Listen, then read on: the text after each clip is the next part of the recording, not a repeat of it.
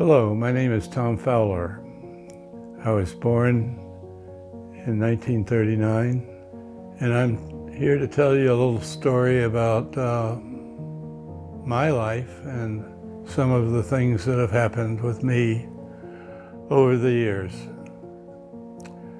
Hopefully you'll find some of it interesting and some of it funny, and maybe even some of it with a smile on your face.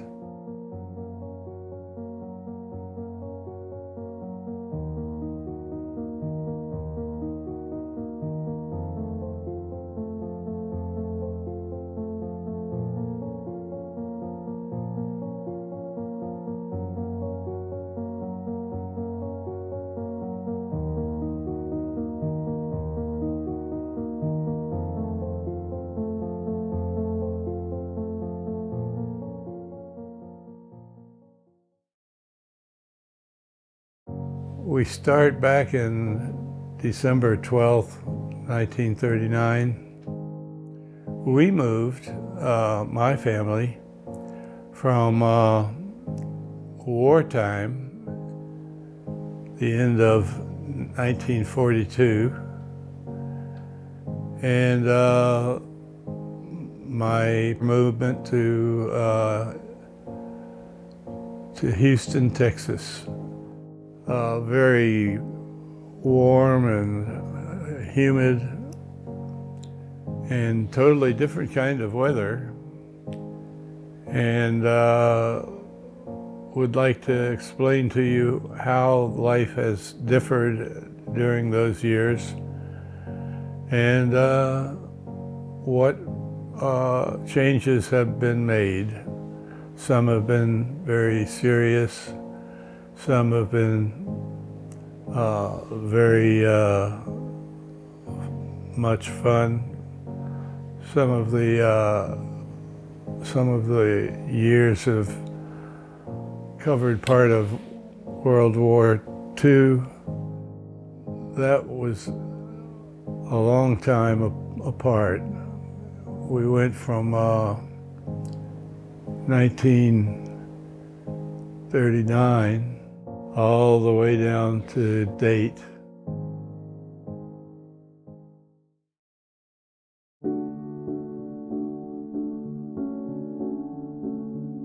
My grandparents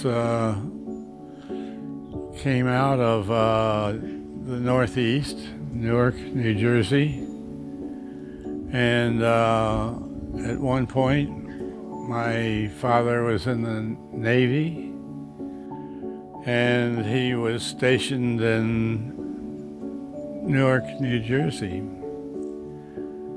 And at that point, he met my mother, and I was about 5 years old, and they fell in love with each other, and they decided to get married. So the next thing I know, I'm attending a wedding. It's my mother and my father to be, and the wedding was at the home of a small German family in East Orange, New Jersey. My father was getting ready to head off to sea, and we didn't have a lot of time, which is typical of the Navy. You always never have a lot of time. So at any rate, we planned the wedding, and I got to be the flower boy. We packed up and headed for my dad's new assignment, which was to become the recruiting manager for Rock Hill, South Carolina. His job was to try to enlist more sailors during that period of time that he was there. And he was a logical candidate because he grew up in that part of the country. He knew the people, he knew the customs, he knew the culture.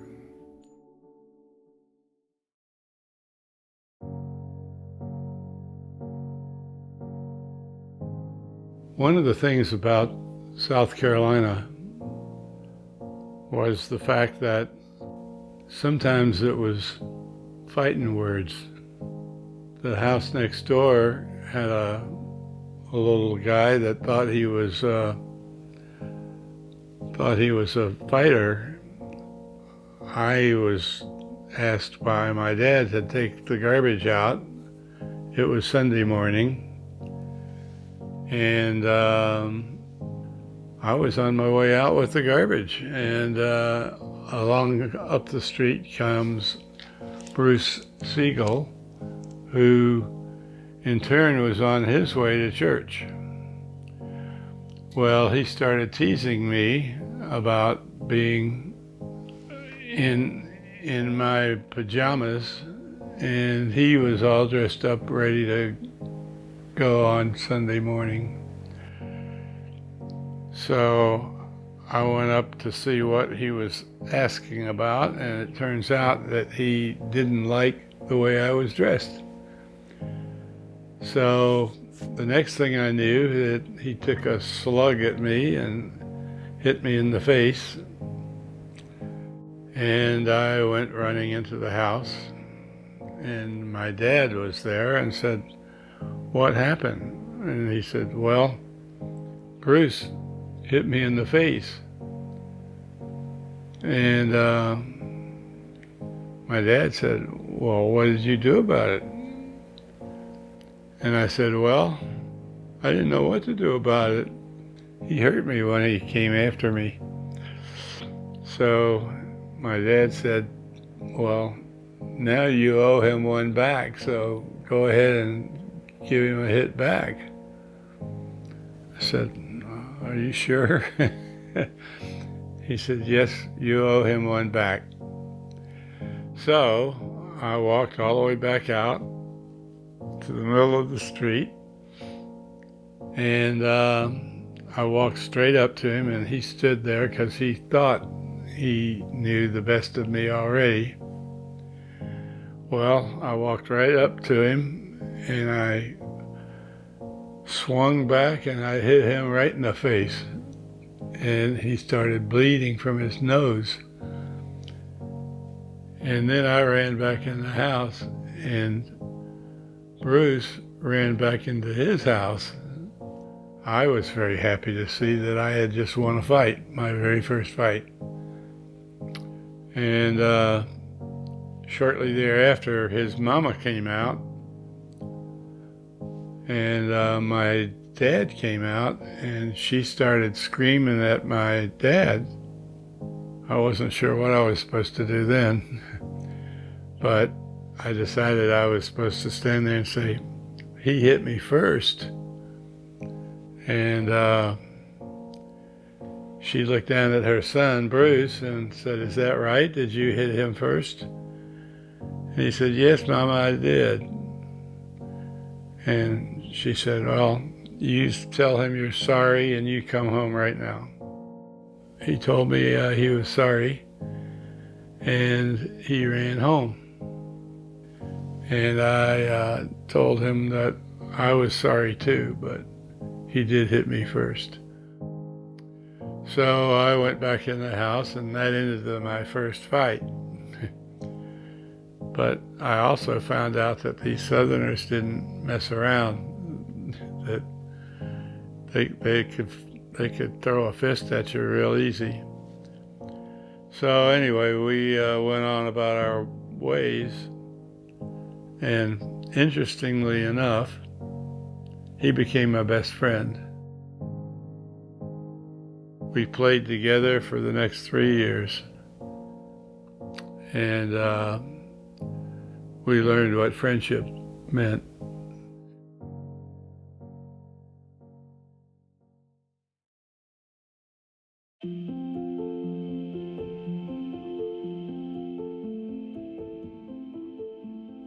Aloha oi.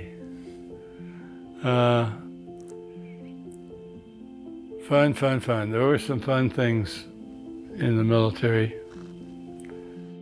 And this was when my dad reported aboard the destroyer escort on his way to Korea. I was 11, 10. And we moved on to Pearl Harbor. We traveled by a transport ship, and that ship was taking dependents over to Hawaii.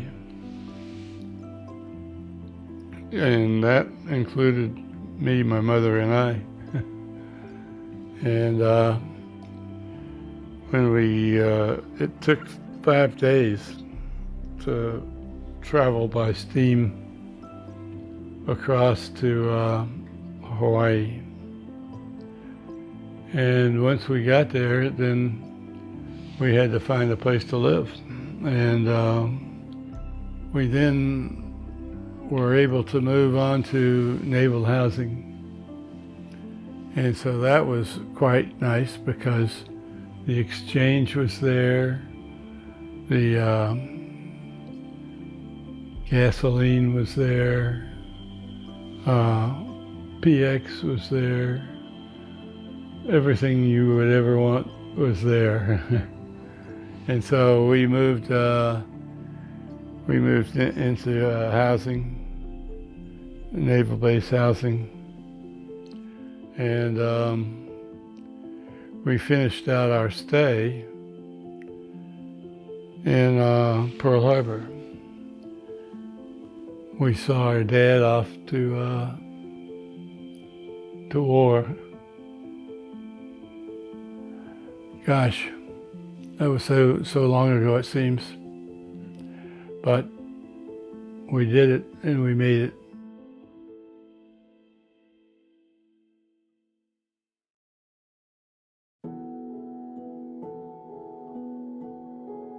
I was having a very nice time while he was suffering in Korea. I was making a lot of money, believe it or not. How was I making money? Well, when all these sailors went to sea, the youngsters stayed behind, and their job was to make sure that the mothers were settled in and were doing their part for the Navy. And one of the things they had to do is, with teenage boys, they had to do a lot of commissary shopping, which is buying the food that we needed to eat to keep busy. In that process, the ladies that were left behind had to buy a lot of groceries because the teenagers ate a lot of groceries. And what we did was we carried out the bags of groceries for the ladies, and then they tipped us for carrying the groceries out for them. And we actually did pretty good. We made probably back in the day, we made several $10-20 a day. Back in the day, that was a lot of money. And with that money, I happened to be home right next to a golf course. So I learned to play golf and bought a set of used golf clubs and started playing golf. I'd like to tell you that I became Arnold Palmer or Jack Nicklaus, but that never happened because I just had too good a slice. Anyway, we then proceeded to spend a year in Hawaii. I may have well been the biggest owner of Aloha shirts. in Pearl Harbor. But I just fell in love with those Hawaiian shirts and aloha shirts and everything about the aloha music, and I got to where I could even speak in Hawaiian, which is an interesting form of English. And we spent a year there, and it was time to move on.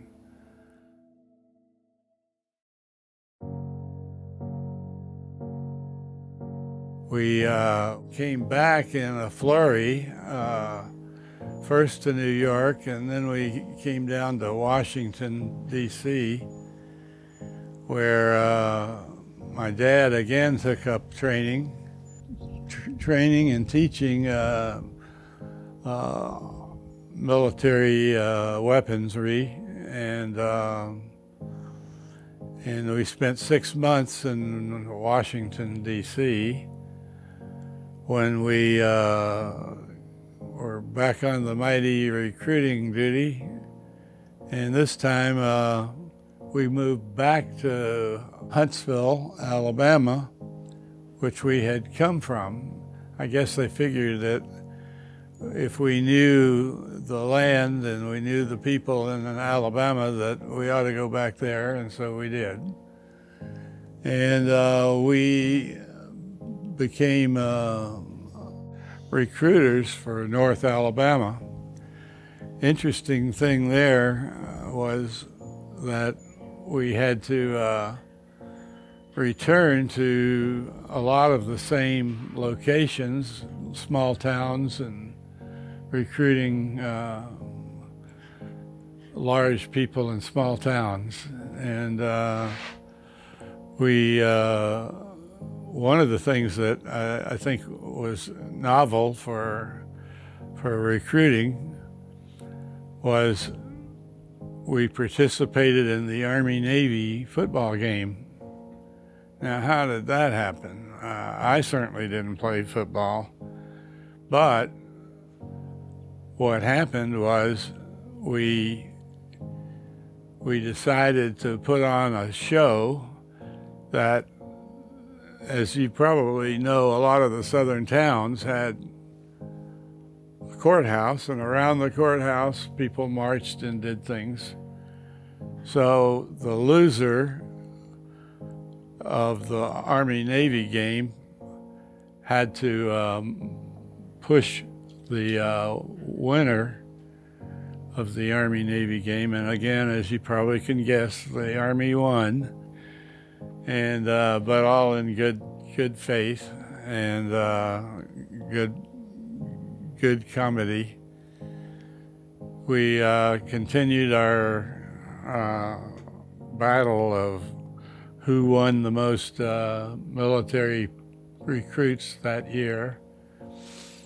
And so we may have lost the battle there, but we won the battle when we took first place with the Navy.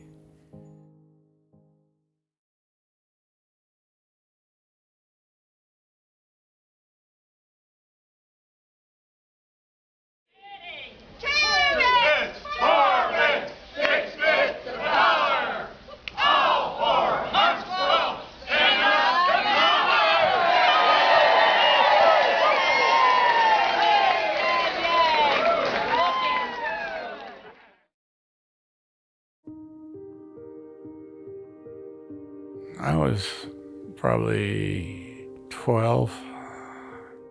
I built up a paper route, and then I'd purchase a bunch of newspapers and sold them extra. They were extra good because I got more money for them too. I saved enough money to go back to Huntsville, Alabama, and on a Greyhound bus. I wanted to see my old buddies played baseball. And I just really wanted to go, so I decided to determine what did I need to make it through Raleigh, North Carolina, and back to Huntsville, Alabama. And I was on the run. We just had a ball for the whole week and a half, and we just had a blast and fun, and young people can do things that old people can't do. They can hit a ball over the roof. And just a lot of stuff, you know, and we did get in a little trouble, but not much. What'd you get in trouble for? For not making it over the roof. What did you make it into? Into a window. We worked together and played together and had a ball. So, you know, you can't always do everything you want to do. We didn't, but we still had fun. So anyway, we played baseball. We could get at least 5 or 6 people to play any afternoon of the day in the summer. Larry was a heck of an A student. You'll notice that too, if that the people I'm associating with, they were willing to put in extra duty. Good people. What more can you say?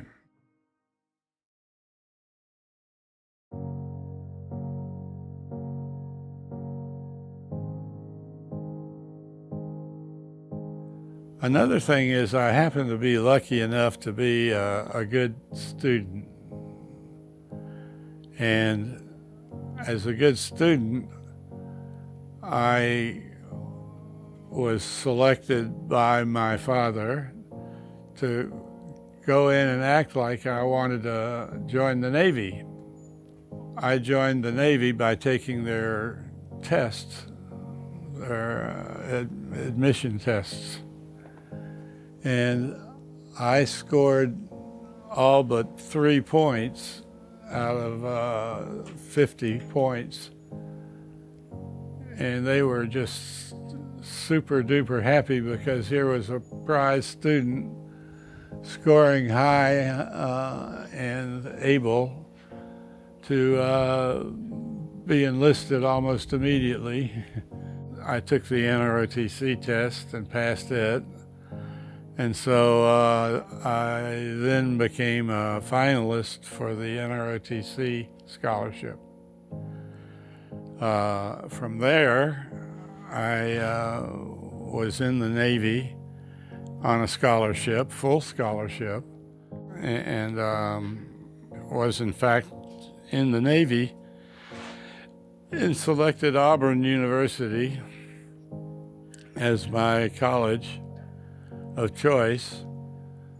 And it was between Rice University and Auburn University. Now the difference was about $5,000. So Auburn was immediately became my choice, and I went to Auburn and became an industrial engineer, and went on into the Navy as an ensign, which is the earliest mark, and off to sea we went. The interesting thing about that trip was I was recruited to a destroyer as the engineer in charge of electrical equipment on the ship. From there, found out that my ship was at sea somewhere in Asia Pacific. We didn't know where because they wouldn't say. But we were fast learning that we were off of Vietnam. And our job was to do shore bombardment for our military Marines and so forth that were on shore. And we continued on in that role, but we also had a second role, which was to plane guard, which meant that we trailed behind the aircraft carrier, and if the aircraft carrier happened to miss the flight deck or happened to miss the deck coming in and landing, then we had to pick them up out of the water. And they were a bunch of rascals too. They were crazy guys. It reminds me of one pickup that we made when our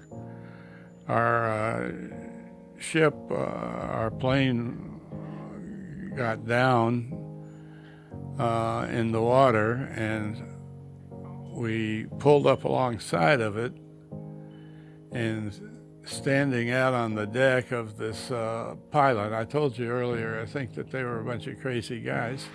Well, there they were, one guy standing on the wing of his plane, lighting up a cigarette, waiting for us to pick him up. And just as calm and relaxed as anybody, brought him back to the aircraft carrier. I got a chance to go meet him afterwards because we saved his life, that's all. Anyway, we were heroes again for being able to save a sailor off of a plane that was gradually sinking in the water. So onward we went on into one of the ports that we would travel to is Subic Bay in the Philippines.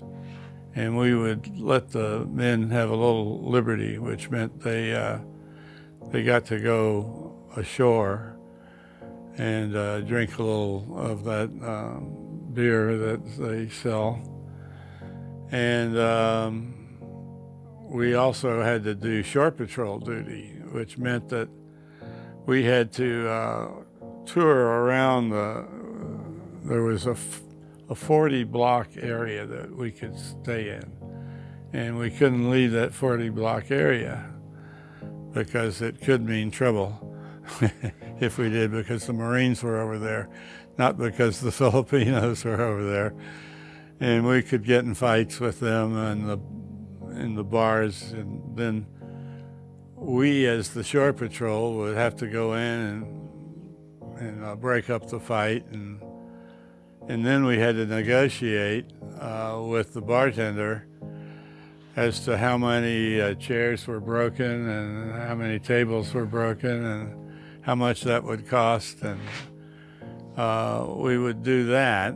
And an interesting thing which we found out was that they would take broken chairs and tables and store them in the back of the bar. And then when we would have a fight, they would bring all the bars and crap back out, and then we would negotiate with them again for replacing the equipment. And so after about a week, we'd back out to sea again, and we were back running up and down the coast of Vietnam.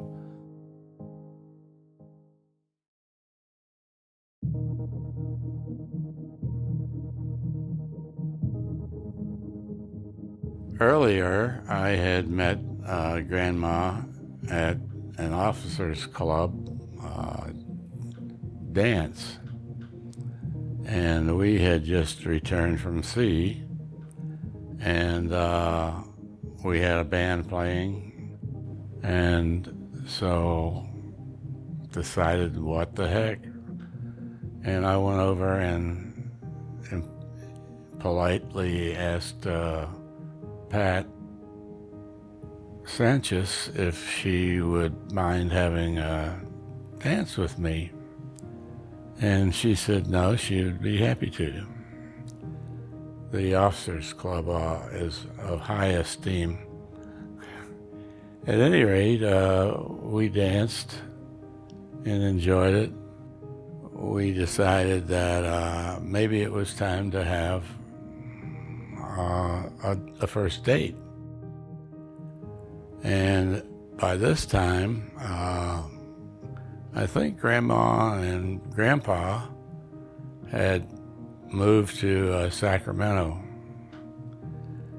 And so we had to drive up there to meet Grandma and Grandpa, as is the custom in the Hispanic families. Well, we had a very nice visit. The family appreciated our visit with them, thought I was a complete gentleman, and we explained that we were just planning to go down the street to the movie theater, and that was really about all we had planned. At that point, we bid goodbye to the family and went out to my car, which is not always the most reputable, and we started to light off the car, and sure enough, it wouldn't start.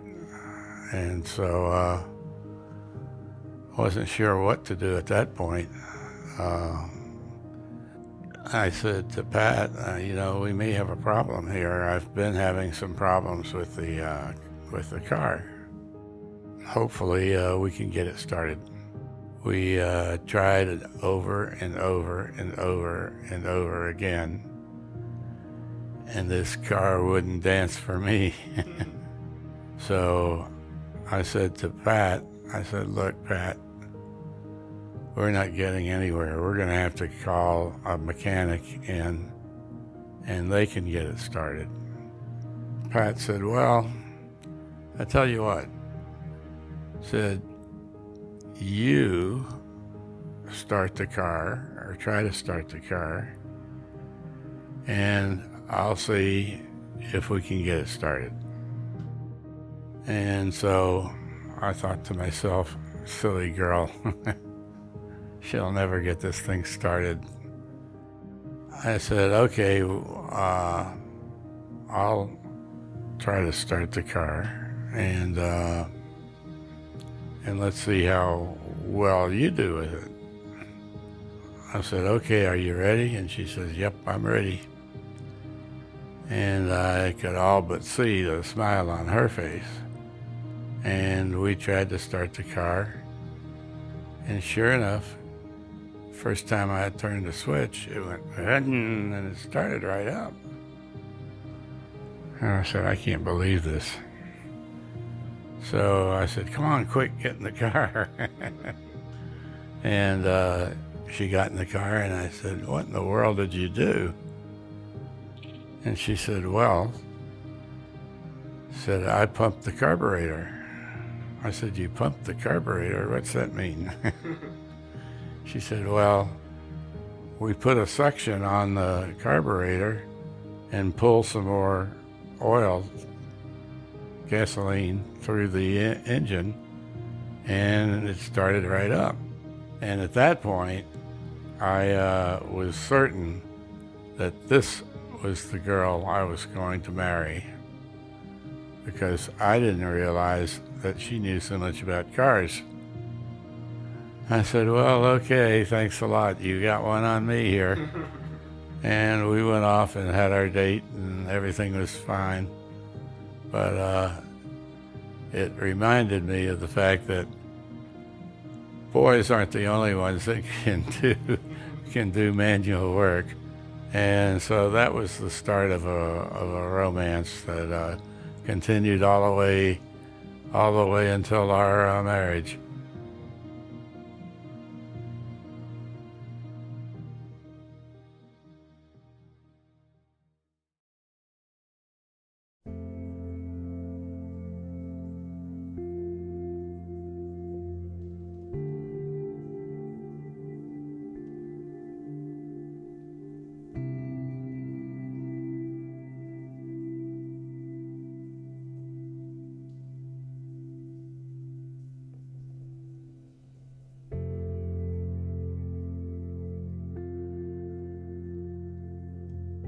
And finally, we had the opportunity to have almost a normal life. We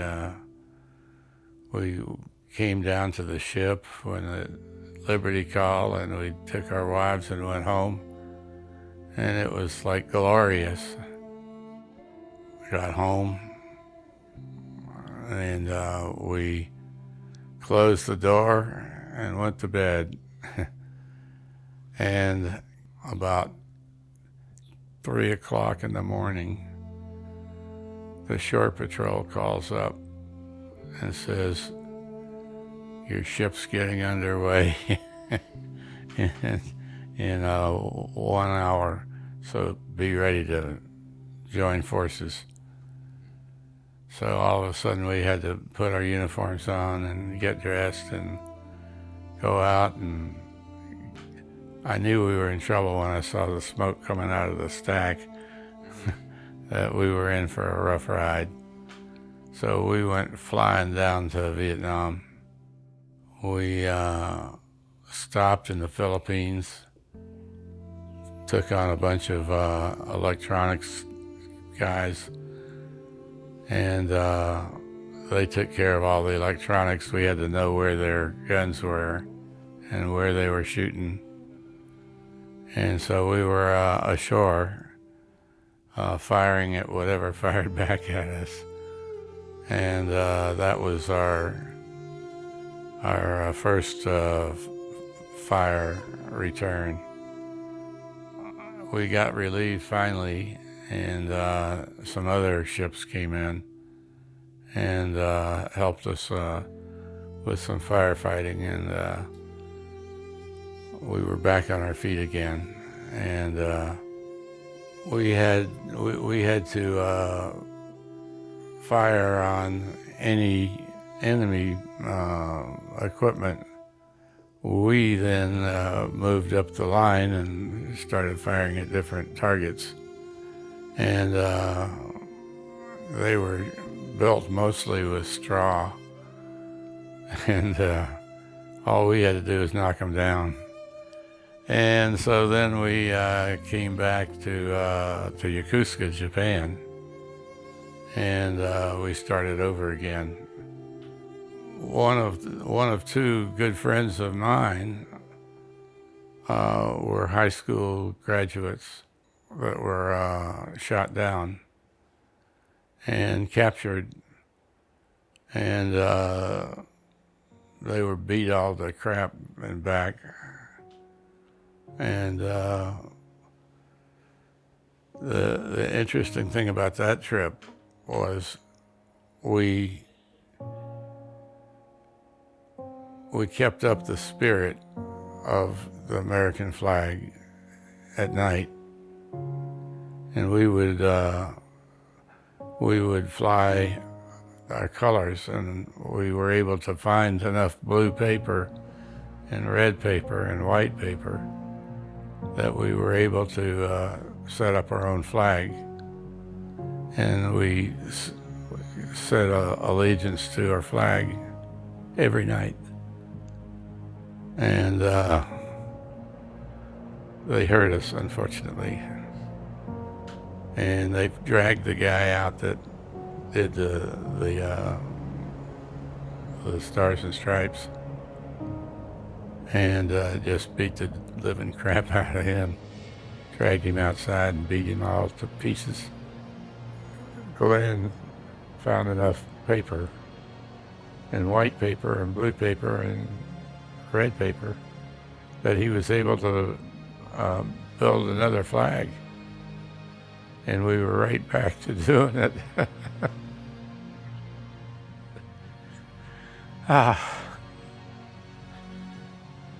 That brings back some tough memories. That was probably our biggest, and that one went all over the fleet. When our guy came back from being a prisoner of war, he actually became a very loyal pilot, and we supported him all over the United States, and he was our benchmark. And we then went on a tour and all that stuff, you know, and took him around the United States.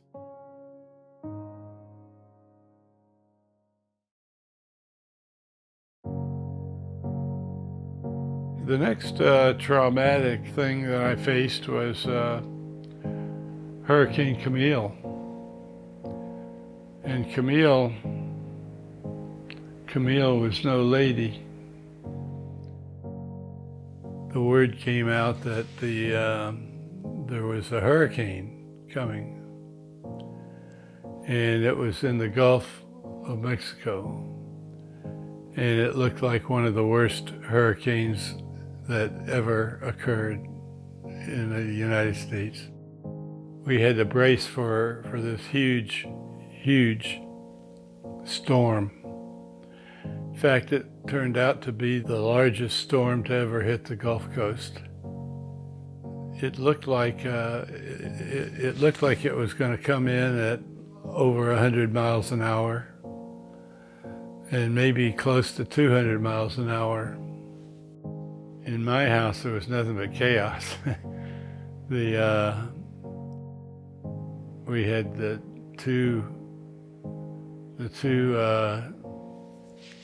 two girls and Greg.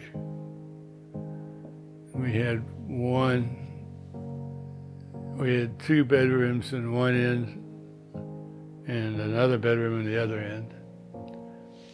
And as the water started pouring in the middle between the two bedrooms, we had the bedrooms, and when I looked up, the water was filling up. We had one of those sliding glass doors into the family room from outside. Looked up, and all of a sudden we noticed that the water was filling up the family room from the outside. And we knew that we had to do something pretty quick because the big glass door was about to give way. When the glass door broke, it was like looking at a fishbowl from the outside. And we knew we had to do something.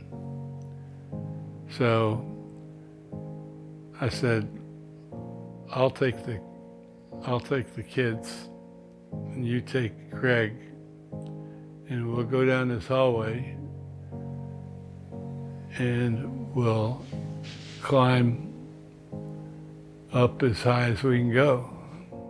And we didn't have any choice but to try to work our way away from the living room. As we moved to the end of the house, we had no choice but to try to get to higher ground. As we were moving toward higher ground, we were moving down the hallway, and strangely enough, we walked down the hallway and we were pushing air up inside the house, and the water was filling up the hallway, and now the water is like up to our chest. And about that time, about halfway down, I heard a pop, and I looked, and sure enough, the hallway was filling up rapidly with water. As we moved under the trap door, we heard another pop, and looked up, and sure enough, it was the door to the attic that was popping open, and it was like God was telling us, this is where you got to go. And that's where we went. And we were trying to get to safety of some sort. So bottom line was we kept moving down the hallway till we couldn't move any further. And we started climbing up, and we were floating up at the same time. And we were moving up. I moved Pat up first, and moved the girls up next and handed them to Pat, and moved her and said, move to the far end. And we moved to the far end,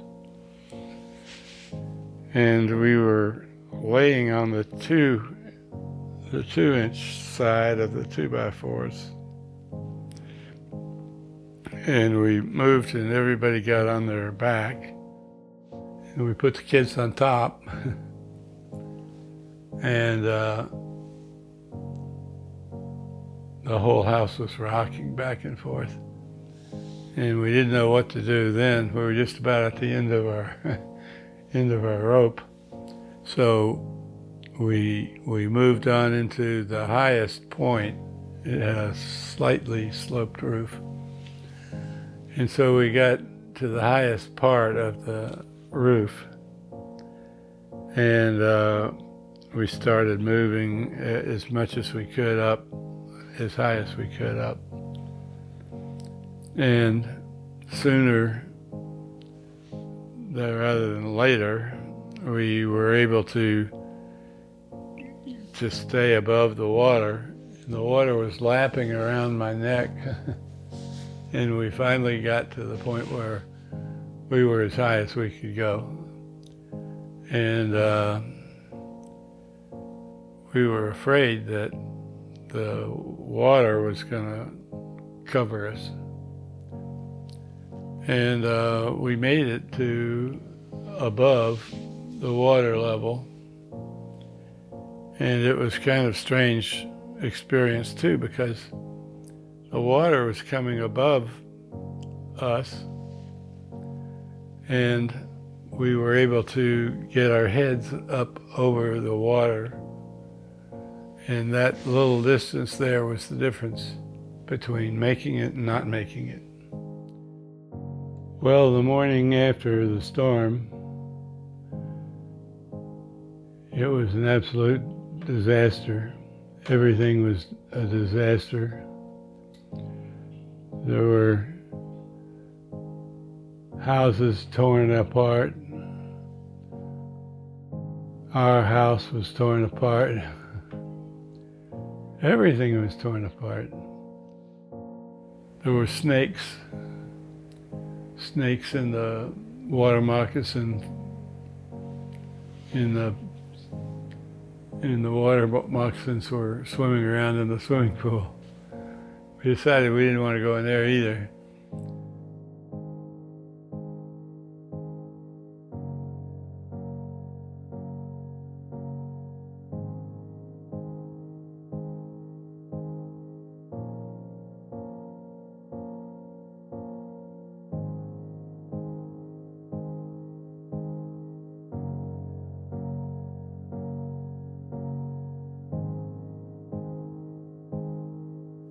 So I went into the store and I found that the beer was still cold. So I bought 2 beers, and I was crossing the road to the school, and guess what?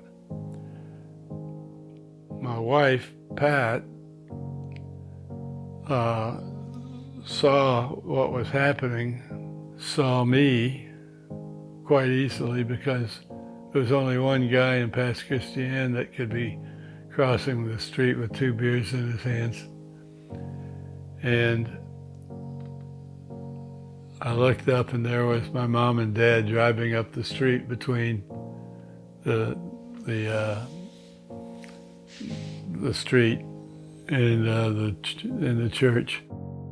So that was off to a good start. You know, I had beers in my pockets, and I was helping save people, and we finally got out of there. But that was kind of a strange feat to run straight into my parents with 2 beers in my hand. And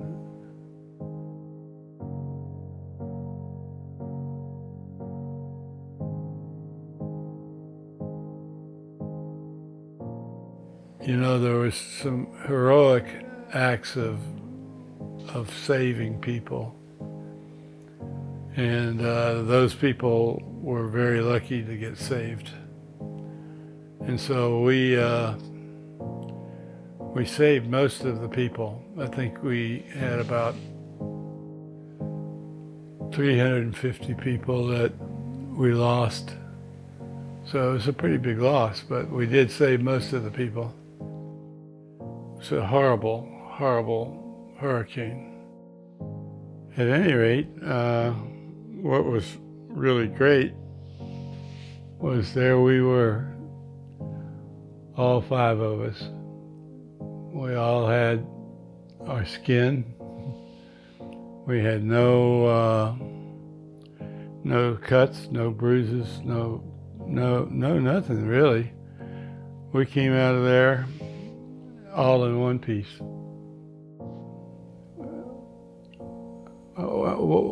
How could you do that? You know, it was impossible. But we did it. We made it.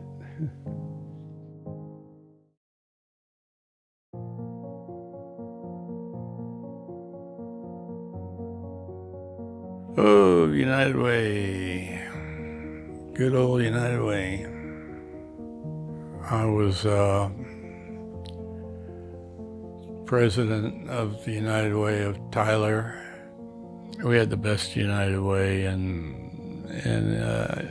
East Texas. We just had a good bunch of people, and they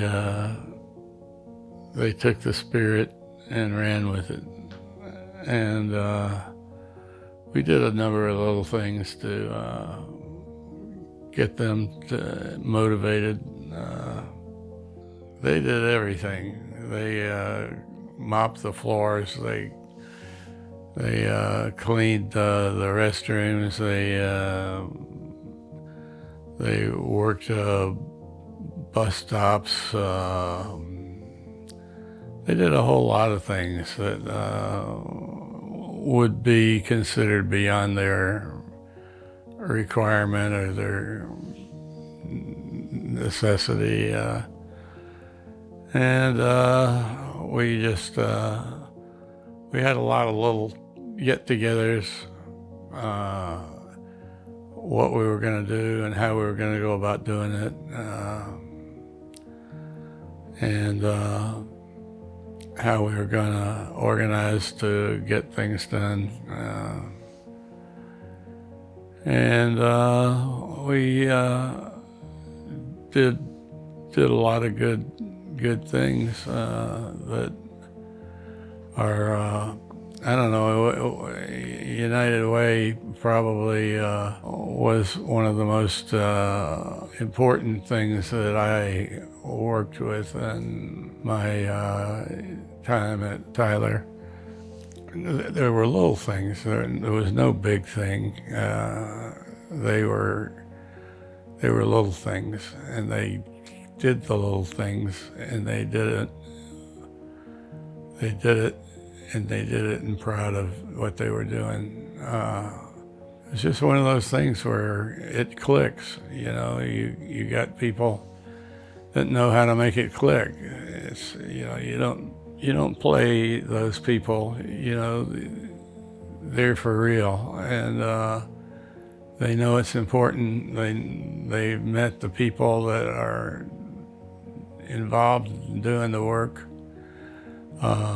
They weren't just having a bunch of cookies. We were always ready to help. If we can help you do something, just let us know, and we'll find a way to help you do it. It was fine and dandy. They were happy, and they were surrendering to the need to provide support and help for poor people that needed the help.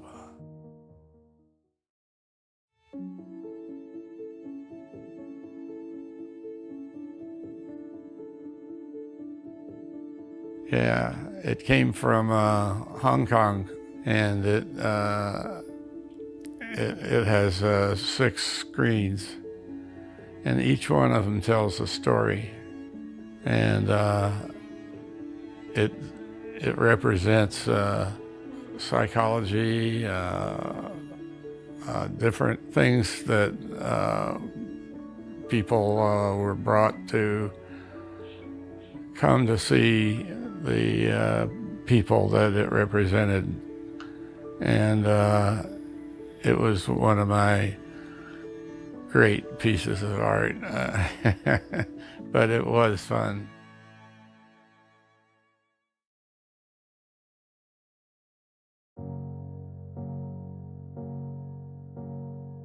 I would say the most important lesson that I have learned over the years has been to pay attention to what's going on and try to make the most of it.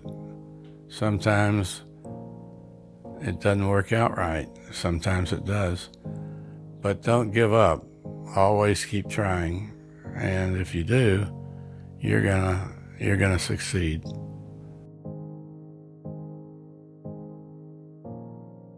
I've always been an achiever. I've always tried to do my best in everything I do. And wherever I can, I try to improve on whatever I'm working with. And so that would probably be the most important thing that I've learned in my life, is always try to do your best, and it'll return good returns to you.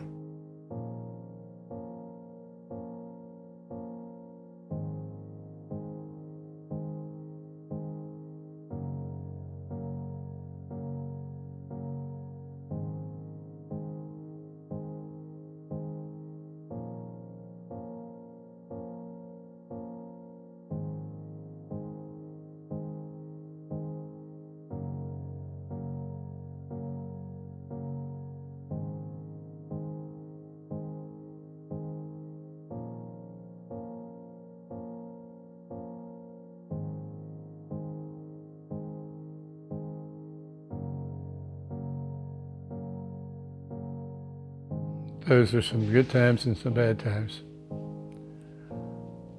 And as you grow older, you'll find that more and more you'll see good times and bad times. Well,